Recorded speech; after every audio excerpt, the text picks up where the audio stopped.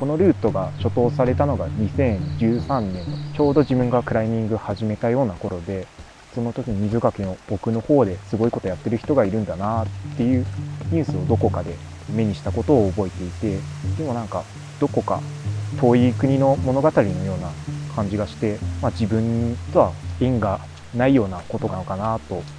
思ってたんですけれども、2016年の秋に初めて弁天岩まで上がって、その前景壁を見上げてみたんですけど、その時見た感じではもうあまりに絶望的に美しくて、まだ自分の手には負えないなっていう感覚だったんですけれども、2020年の梅雨の日にちょっともう一回弁天岩見ていこうかなと思って見上げてみたら、結構自分の中で抱いていた印象っていうのがすごい変わってて、今なら勝負できるんじゃないかっていう思いがちょっと抑えられなくなってトライすることにしました。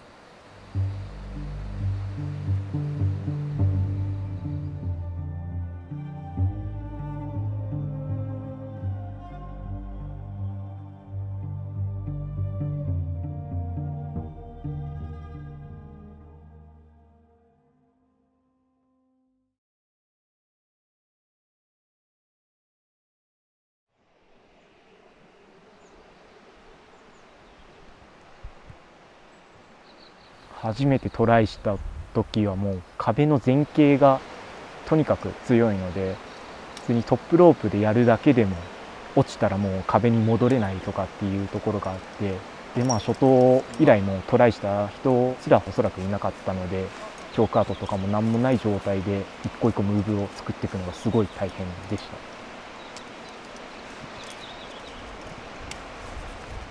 た。20億年さ、だってどう見ても弱点なのに 13B あるって、どんだけこの壁の傾斜が強いかっていうのを物語ってるよね。迫力だけならパッセンジャーとか異形のものよりもあるね。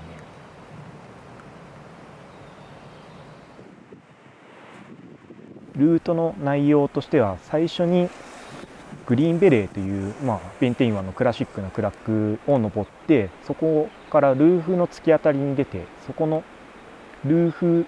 をトラバースして前傾フェースに入っていく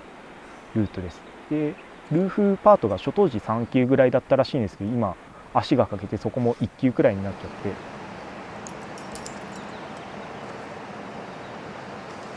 足かけた。そこで落ちると結構壁に激突して落ちられないパートで、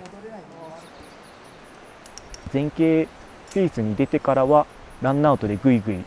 登ってって、核心の手前のレストポイントまでおそらく12後半ぐらいで、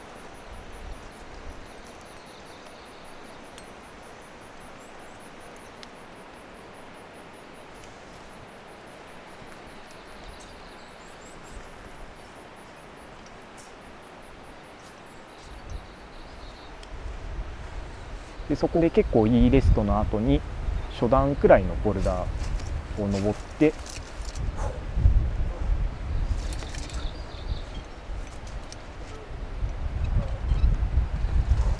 で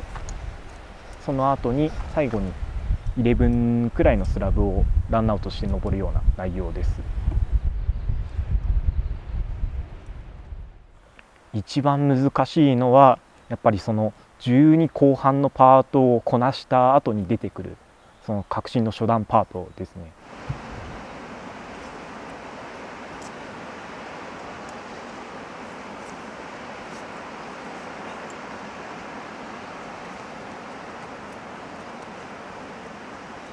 テンション。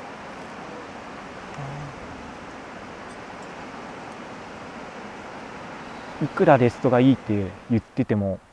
あれだけ傾斜が強い壁で結構疲れるムーブも連続してるんで、なかなか全回復ができなくて、そこでプロテクションもかなり小さいなギアでランアウトしつつそのボルダームーブをやるのが精神的にも肉体的にもしんどいですね。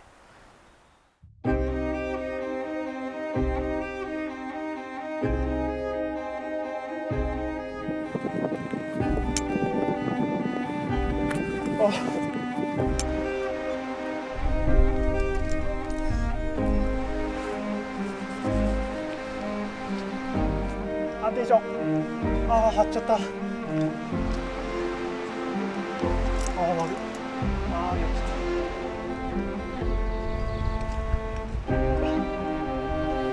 張ってる。ああ減ってる。おっかけた。めっちゃ悪いっすね。全然持てない。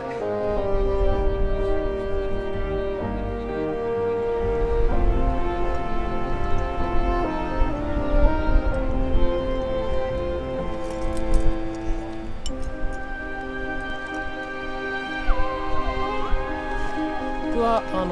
初投したらもうある意味それは自分の手から離れることになるわけですけど、ただそうなった後もやっぱりずっと気になってはいますよね。誰が再投するのか、誰かに登ってもらえるのか、ようやくそのトライされるようになったかと思うとちょっと感慨深いところがありますよね。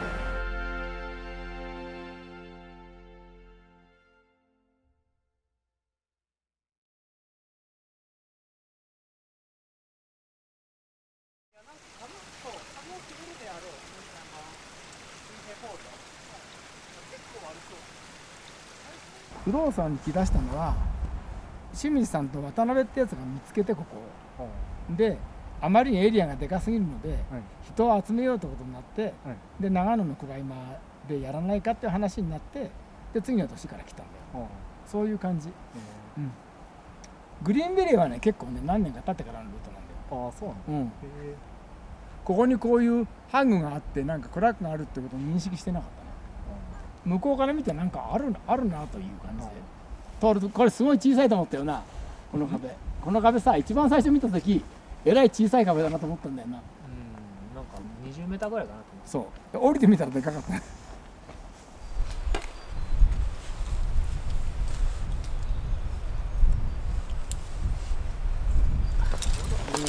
ああやるかそろそろ。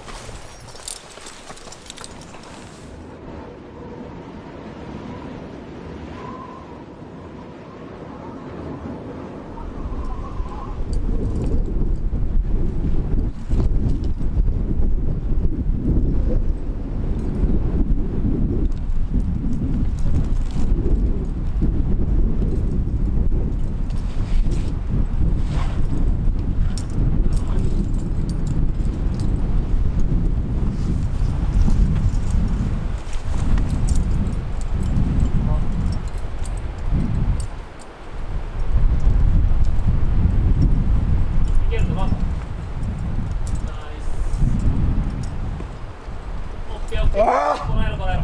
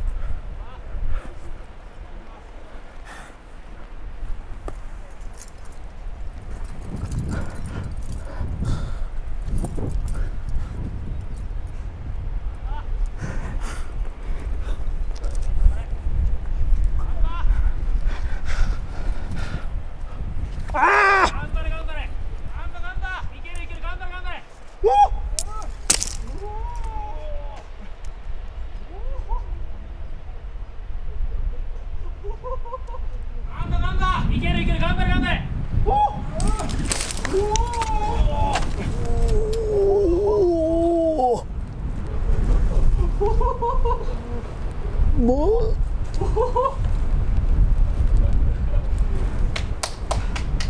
あーすごい。あやっぱこれ外れたかった。外れたね。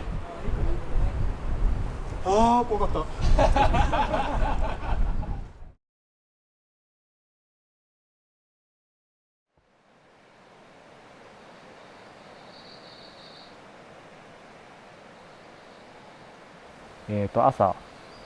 朝から渡さんとかと一緒に弁天行って、で渡さんが最初にリードのトライをして、そのトライでプロジェクトが完成して、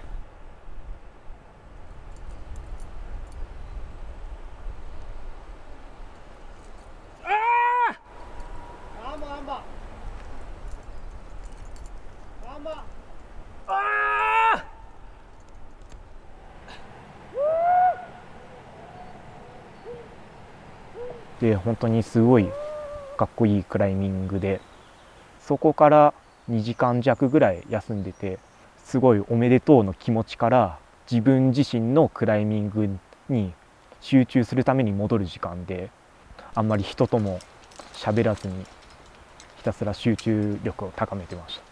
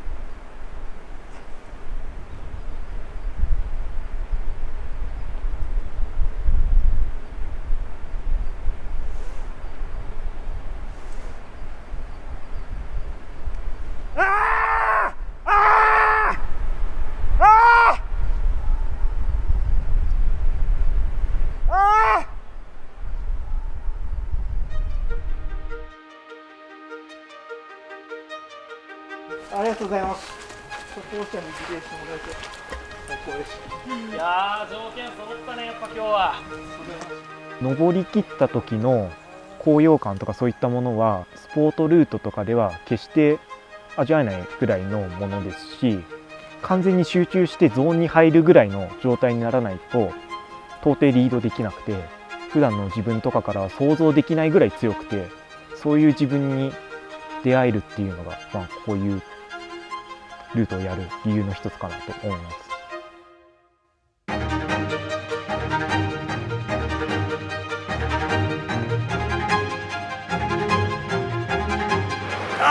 久しぶりにゴールした。